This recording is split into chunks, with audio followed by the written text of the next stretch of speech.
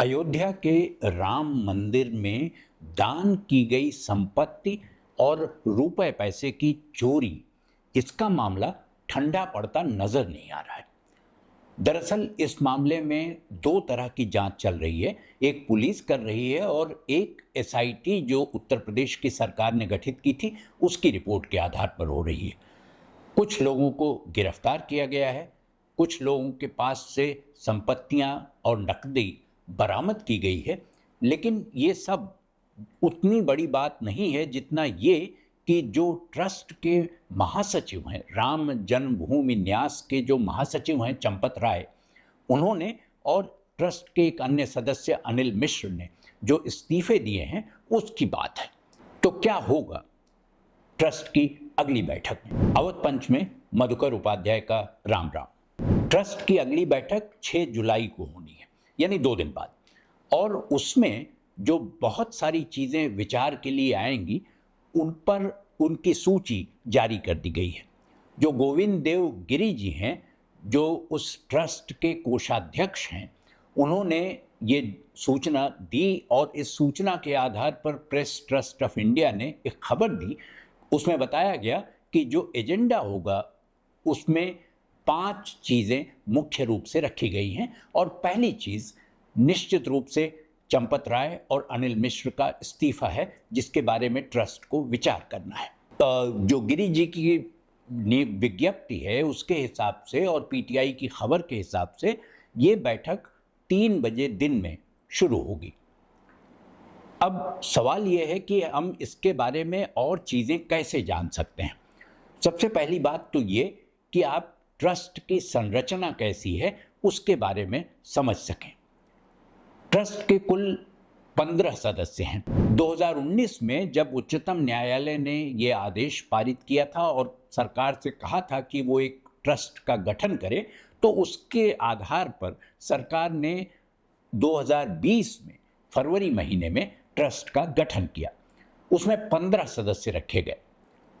उसमें एक सदस्य की मृत्यु हुई और उनकी जगह दूसरे सदस्य को लाया गया। इसके अलावा जब ये 15 सदस्य थे तो उसमें अभी हाल फिलहाल एक अन्य सदस्य की भी मृत्यु हो गई, जो अयोध्या के बिमलेंद्र मोहन मिश्र थे।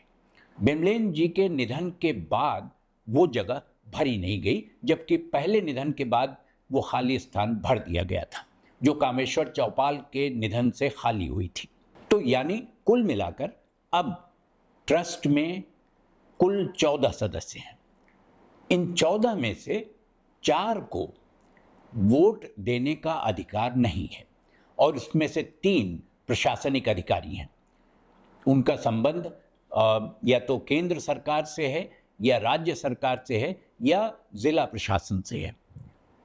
और जो चौथे सदस्य हैं नृपेंद्र मिश्र, जो राम जन्मभूमि निर्माण समिति के अध्यक्ष हैं, उनको भी वोट देने का अधिकार प्राप्त नहीं है। यानी 15 में से 1 कम करके 14 और 14 में से 4 के पास मतदान का अधिकार न होना, यानी कुल 10 सदस्य बचते हैं जो इसमें मतदान कर सकेंगे।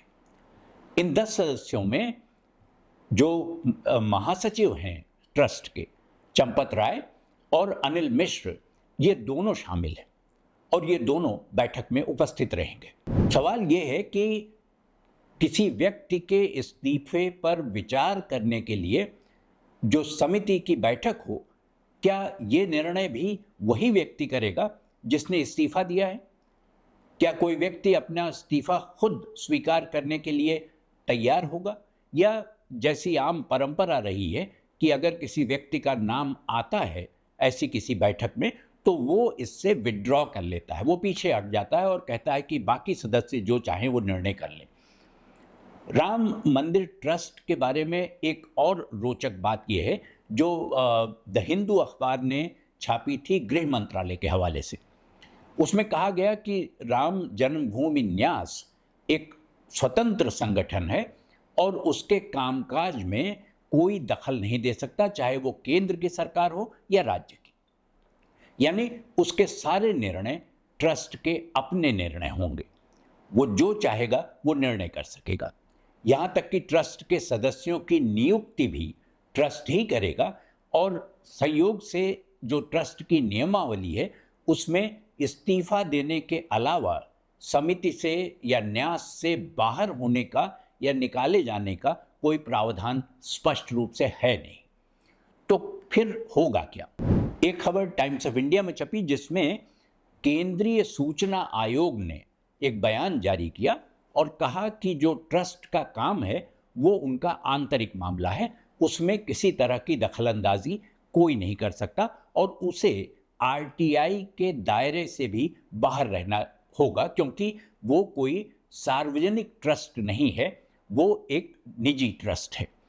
वो एक संस्था नहीं है, जिसको ऐसी कोई संस्था नहीं है जिसे सरकार से या किसी अन्य रूप से कहीं से पैसे मिलते हों।